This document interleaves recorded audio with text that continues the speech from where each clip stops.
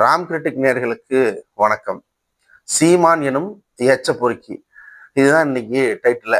இந்த எச்ச பொறுக்கி ஆர்எஸ்எஸ் கிட்டையும் பிஜேபி கிட்டையும் பொறுக்கி தின்னுக்கிட்டு திராவிடத்தையும் தமிழ் தேசியத்தையும் பிரபாகரனுடைய தனித்தமிழ் ஈழத்தையும் இது எல்லாத்தையும் ஒரு சேர ஒழிச்சு கட்டணும் அப்படிங்கிற அஜந்தாவில் குறிச்சிருக்கிறான். ஆர்எஸ்எஸ்க்காகவும் பிஜேபிக்காகவும் தமிழ்நாட்டில் இவன் என்னென்ன செஞ்சிருக்கிறான், இனி என்னென்ன செய்ய போறோம், இதுதான் நம்ம இன்னைக்கு வீடியோவா பார்க்க போறோம். வாங்க வீடியோக்குள்ள போகலாம். என் உயிரினும் மேலான அன்பு உடன்பிறப்புகளே, சீமான் பெரியாரை பேசுறாரு, பெரியாரை தொடர்ந்து விமர்சிச்சுட்டு இருக்கிறாரு. பெரியாரையும் தமிழுக்கும் ரெண்டுக்கும் எதிரெதிர் துருவமா பாக்குறாரு, தமிழ் தேசியத்தையும் திராவிட அரசியலையும் எதிரெதிர் துருவமாக்குறாரு அப்படிங்கிறது கடந்த 6 மாத காலமே ஒரு தொடங்கிட்டார். ஆனா இப்போ அது டைரக்டா பெரியாரையே அடிக்கிறார். பெரியாரே தலைவனே கிடையாது, பெரியார் நாங்க ஏற்கவே முடியாது, பெரியாரே எங்களுக்கு மயிறு, எங்களுக்கு மண்ணு அப்படின்லாம் இன்னைக்கு இந்த நாதாரி நாய் சீமான் பேசியிருக்கிறான். சரி, பெரியார் தமிழ்நாட்டுக்கு செஞ்சது என்ன, பெரியார் தமிழுக்கு செஞ்சது என்ன, இதெல்லாம் நாம இங்க வீடியோல சொன்னாலும் அந்த நாய்க்கும் இது தெரியும். தெரியாமலாம் கிடையாது. 2009க்கு முன்னாடியே பெரியாரிய மேடைகள்ல இந்த நாய் வலம் வந்தவன் தான். தமிழ்நாடு முழுக்க எங்கெங்க மேடை கிடைச்சதோ அந்த இடத்துல எல்லாம் இவன் பெரியாரை பத்தி பேசினவன் தான். இவன் தான் இன்னைக்கு பெரியாருக்கு ஆப்போசிட்டா நிக்கிறான். காரணம் அவன் சொல்றது என்ன, ஈழத்தலைவர்கள் பிரபாகரனை செஞ்சுட்டு வெட்டி எனக்கு தெளிவு வந்துருச்சுன்னு. அத்தனையும் பொய். கடைசி 2 வருஷத்துக்கு முன்னாடி கூட பெரியார் இறந்த தினத்திற்கு இவங்க பெரியாரை போற்றி பதிவிட்டாங்க. அப்போ இந்த 2 வருஷ காலமா என்ன நடந்துச்சு அப்படிங்கிறதான் நம்ம பார்க்கணும். சீமான் சொல்றது மொத்தமும் பொய் தான். அவன் இது வரைக்கும் தன்னுடைய வாழ்க்கையில எதையும் உண்மையா எதையும் சொன்னதே கிடையாது. நிறைய விஷயங்களை அடுக்கிட்டே போலாம். அதுல முக்கியமானது இந்த என்ஐஏ சோதனை.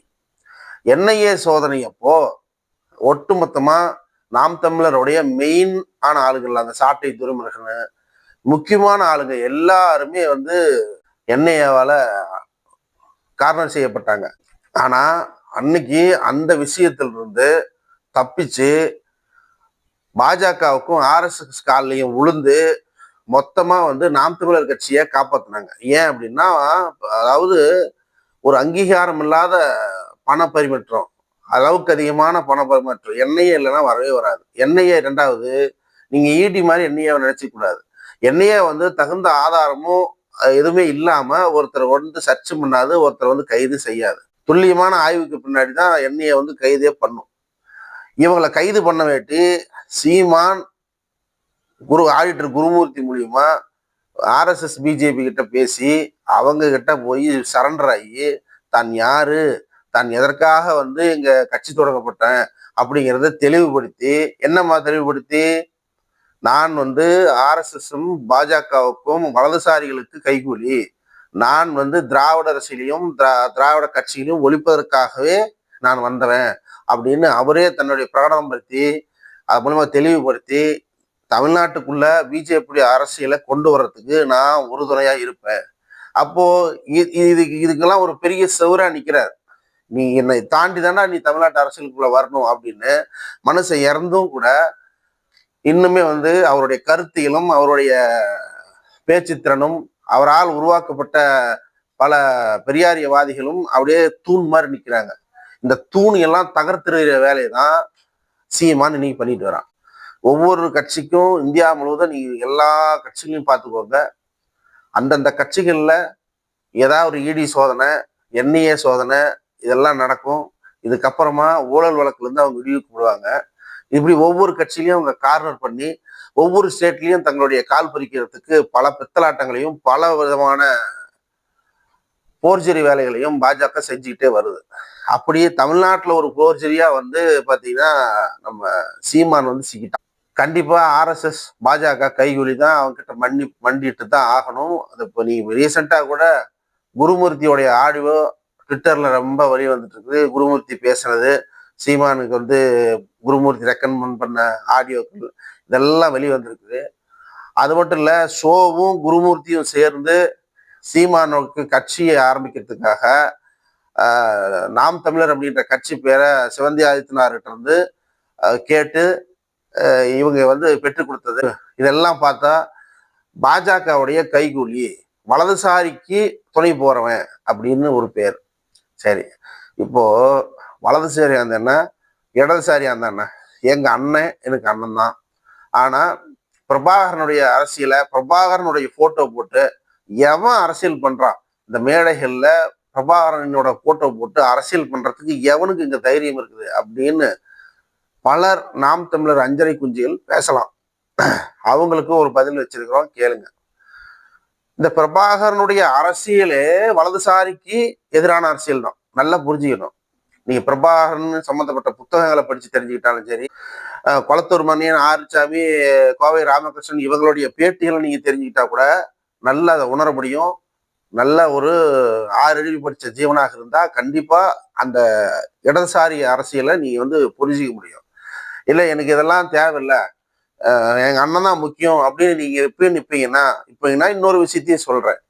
பிரபாகரன் ஈழத்துல அப்படியே உருவாகிட்டு வர்றார். அந்த உருவான சமயத்துல அவங்களுக்கு ஆயுத கடத்தல் செஞ்சதாக கோவை ராமகிருஷ்ணன் வந்து ஆயுத கடத்தல் வழக்குல சிறைக்கு போனவர். அவர் வந்து ஒரு பெரியாரியவாதி. இந்த மாதிரி பெரியாருடைய பிள்ளைகள், பெரியாரால் வளர்க்கப்பட்ட கருத்தியல் பிள்ளைகள் தான் வந்து எல்டிடிக்கு உதவுனவங்க தமிழ்நாட்டுல, வேற யாரும் கிடையாது. நீங்க வந்து நம்ம வைகோவை எடுத்துக்கிட்டீங்கன்னாலும், வைகோ வந்து பிரபாகரனை சந்திக்கிறாரு. பிரபாகரனை சந்திச்சு அவங்களோட வந்து அவருடைய எல்டிடியோடைய சீருடையிலேயே அவர் வந்து போட்டோ எடுத்த போஸ் எல்லாம் நம்ம பார்த்துருக்குறோம். அப்போ வந்து நீங்க நியாயமா பார்க்க போனா சீமானை விட நீங்க வந்து வைகோவை தான் பாராட்டணும். அப்போ வைகோ யார் அப்படின்னா அவரும் ஒரு பெரியாரியவாதியா, பெரியாரிய சிந்தனை கொண்டவர் தான் வைகோ. இப்படி பெரியாரிய சிந்தனை கொண்டவங்க, இடதுசாரி சிந்தனைகள் கொண்டவர்கள் எல்லாருமே வந்து பிரபாகரனுக்கு உதவி, பிரபாகரன் அங்க தனித்தமிழ் தேசியம் அமைக்கணும் அப்படின்னு போராடியவர்கள், இங்க தமிழ்நாட்டிலிருந்து சப்போர்ட் பண்ணவங்க எல்லாருமே இந்த திராவிட அரசியல், இந்த திராவிட சித்தாந்தத்தை தழுவிய தொண்டர்கள் தான். அப்போ வலதுசாரிகள் எல்லாம் என்ன சொன்னாங்க அப்படிங்கிறத நீங்க பார்க்கணும். ராவணனின் பிள்ளைகள் எங்க இலங்கையில் இருப்பவர்கள் எல்லாம், நாமெல்லாம் ராவணின் பிள்ளைகள். அதனால வந்து ராவணின் பிள்ளைகளுக்கு தான் நம்ம உதவணும், தவிர ராவணனின் பிள்ளைகளுக்கு நம்ம உதவக்கூடாது அப்படின்னு எல்கே அத்வானி பார்லிமெண்ட்ல பேசினார். இன்றைய வரைக்கும் அந்த பதிவு இருக்குது. அப்போ இன்னைக்கு வலதுசாரி சிந்தனை கொண்ட தமிழ் தேசியமே ஒரு வலதுசாரி சிந்தனை தான்.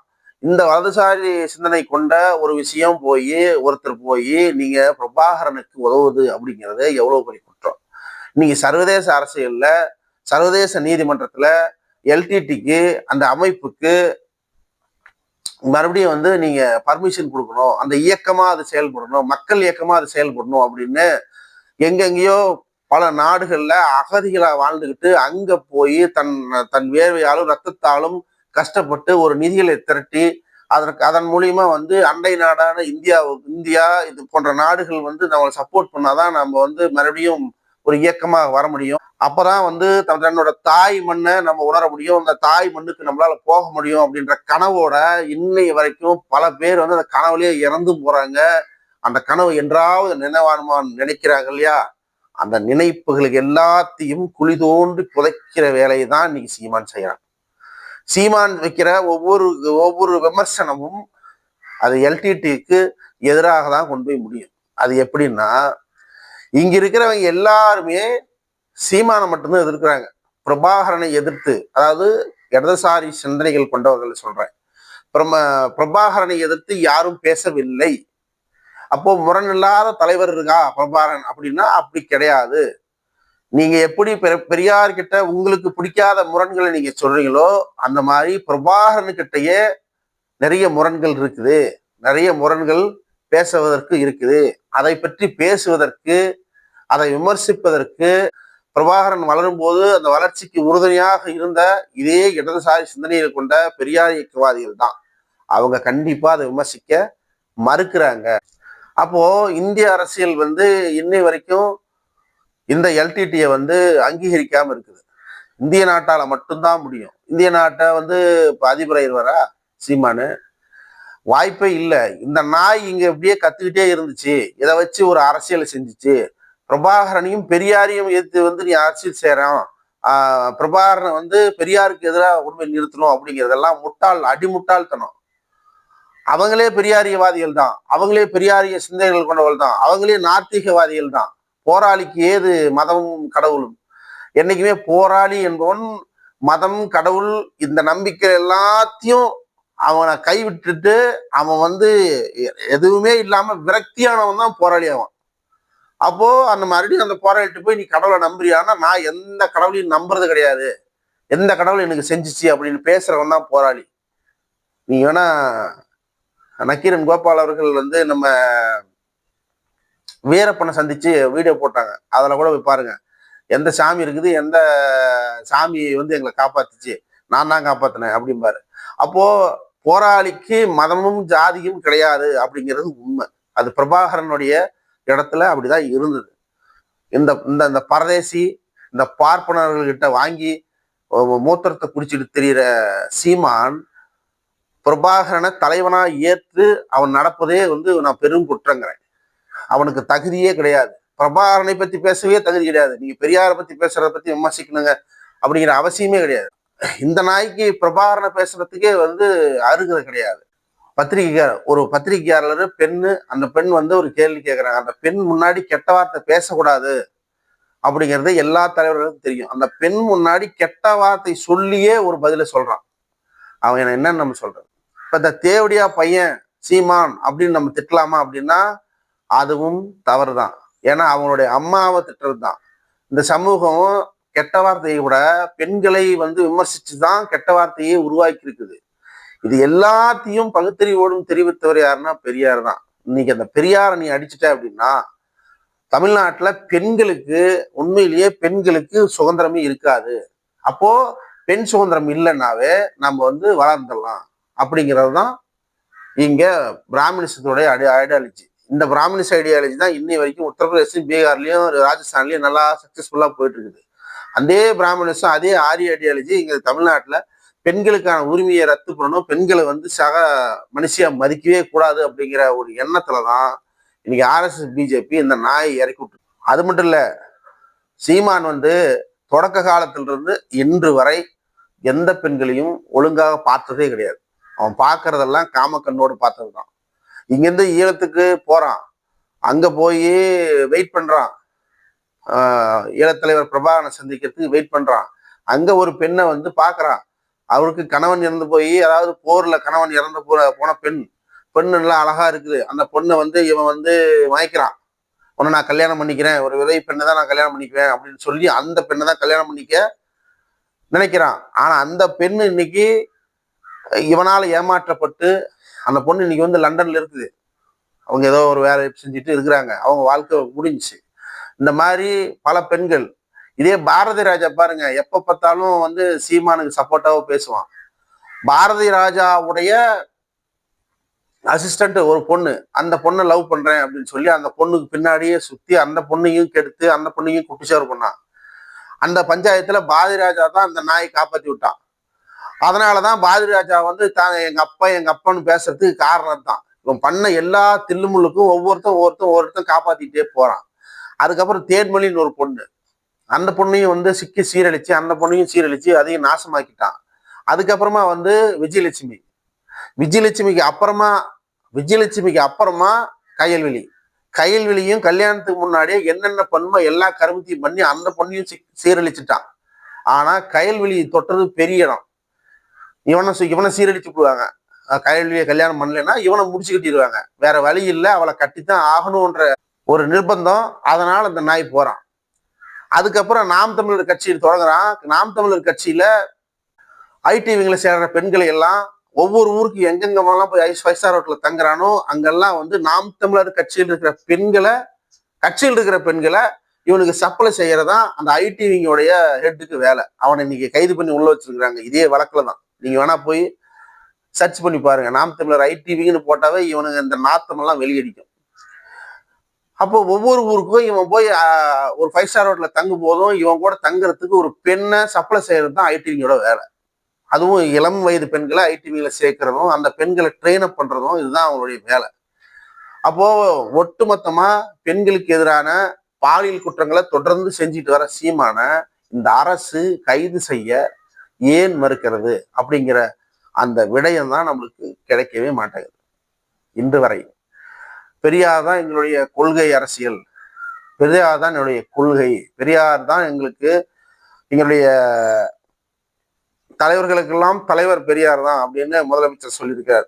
இந்த தலைவர்களுக்கெல்லாம் தலைவரை ஒருத்தன் மண்ணுங்கிறான். ஆனா இந்த நாட்டோட முதலமைச்சர் கடந்து போறார்.